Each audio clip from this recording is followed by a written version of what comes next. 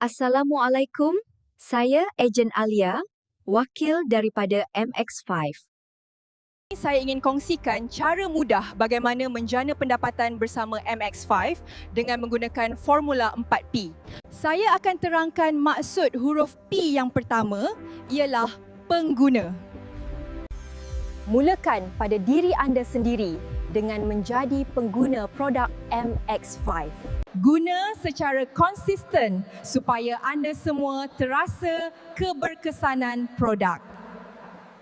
Orang akan lebih yakin dan percaya dengan anda semua berdasarkan pengalaman sebenar menggunakan produk. Inilah langkah pertama untuk membina keyakinan sebagai ejen MX5. Teruskan bersama saya dalam siri Formula AM4P MX5. Penyampai merupakan P kedua.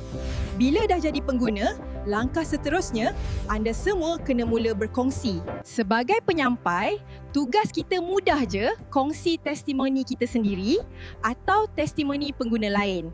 Kita sampaikan manfaat produk, kelebihan MX5 dan peluang jana pendapatan yang orang ramai masih lagi tak tahu. Guna je media sosial, WhatsApp, Facebook, TikTok. Semua ni platform paling senang untuk kita sampaikan info. Atau sembang santai je dengan kawan. Buat home party pun boleh. Yang penting kita sampai info dengan jelas. Inilah P kedua penyampai. Bila kita berkongsi, lebih ramai akan faham MX5, insya-Allah rezeki pun mula bergerak. P yang ketiga adalah penaja. Ini peranan penting kalau anda nak mula jana bonus dalam MX5.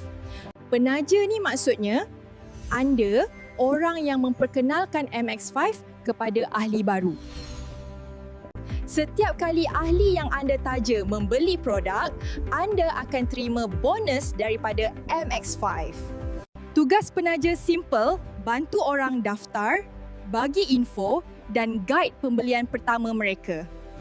Bila orang nampak kita yakin dan betul-betul guna produk, baru mereka lebih mudah nak daftar bawah kita.